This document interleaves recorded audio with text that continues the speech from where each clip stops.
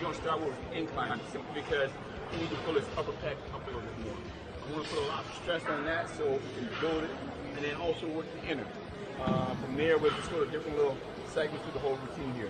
But we'll first start with incline, then we probably go a little decline, a little wide chest, and then some pec deck. But first of all, great. All right, if you notice, he's not doing it like a wide grip. He's trying to keep it nice and narrow, so we put most of the pressure on the pec and not so much on the delt. His elbows are slightly forward, so that also keeps it on the pec. Sure. Now, when his elbows are flaring out more, there's too much stress on your delt. You're more likely to tear or whatever.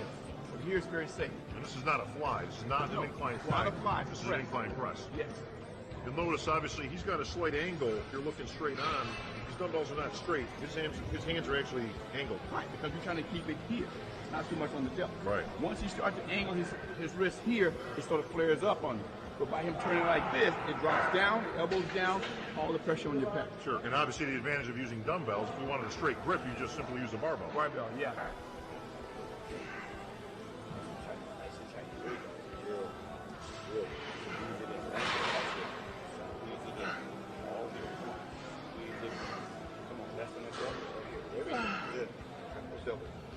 Good. Let's go front.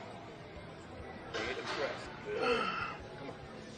Bring it and press. Good. One more rep. Here we go. Big rep. Come on. Bring it. That's it. Good.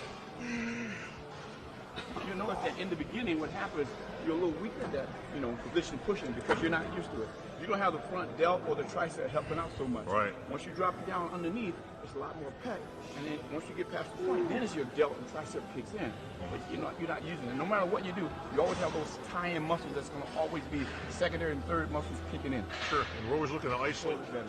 And you don't need a lot of weight. We can drop our body below where we should be, and you get a much better stretch. Sure. Now, I know you have a very unique way of using this piece of equipment, which obviously we're going to show right now with Adam. Yeah, because normally this is above his head. Normally a fly is right across the pec, but we're trying to build this tie-in muscle to get it a lot stronger. So what we do, we drop below it, and look at the stretch he gets. He goes all the way out and he let it stop. Then he goes down. He drains it and squeezes it to the center. And this is a big time stretch, as you can see. Yeah. Obviously, we've got the right angle on here. You can see his arms are clearly almost behind his head. Right. He's getting a huge stretch. And on an exercise, you're going to want to dump a whole lot of weight on. Oh, no, you couldn't use weight on this. No, you're not looking to throw 3 plates on the side here. Not a power exercise, but a very great stretch.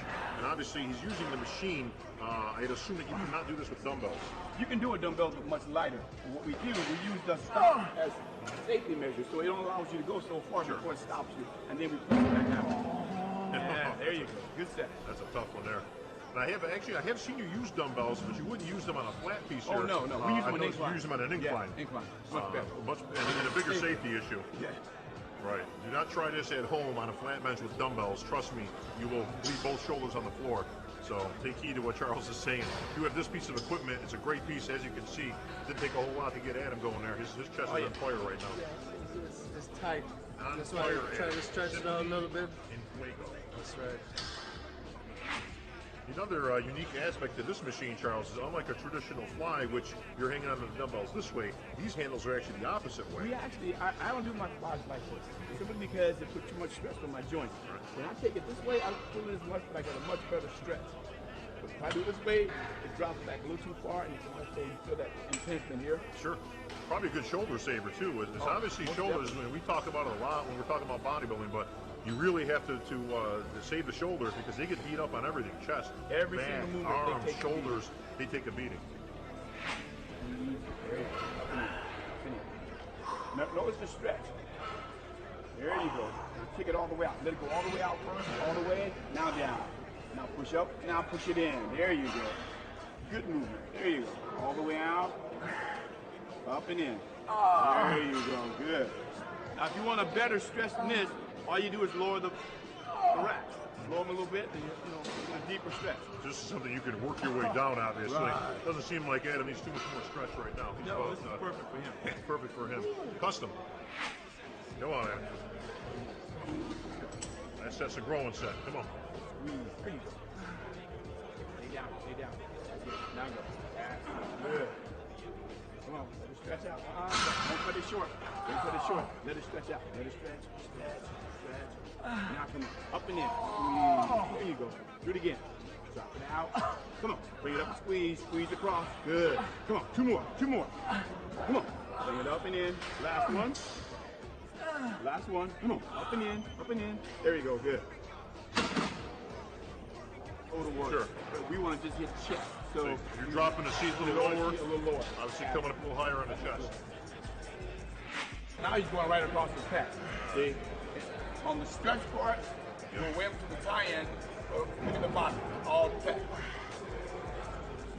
That's it. Good. And you're also getting that pause every single time. You can plainly see from the side there, obviously, where that's coming on his chest. It's right about low to chest level. Right here. Right. So if you were to draw a line across his chest and where he's hanging on to that, you can see how low he's got that. That's it. Squeeze it out and hold the top. Squeeze it. That's it. That's it. Two more. Just like that. Come on. One more. Good.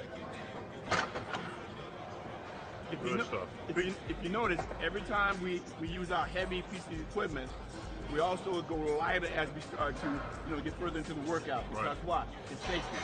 This way we don't worry about him getting hurt. There's no injuries. There's nothing. I mean, he's still all chest, and there's nothing other muscle working. So that's really good. And the key is that it is all chest still, Charles. By obviously lightening it up or going by according to what you're seeing in Adam's workout, the last thing you want to do is keep going heavier as you go. All you're really going to do is to start involving secondary muscle groups. Yes. The triceps will start to take over when the chest starts to fail. But then once the chest starts to fail, what happens? You're either going to injure that muscle by trying to push it even heavier. So you want to sort of back off no matter what. Yeah. So you're still training chest. Yes. Once again, the emphasis on this piece is that the seat is very low, which obviously brings the grip very high. It's still coming across at that lower chest area, which is a good sign and angle there, not square like you're hanging onto a bar. The same angle we have when we do incline press. That's right. Makes it easy. Modern day science. Okay, let's see what you got, Adam.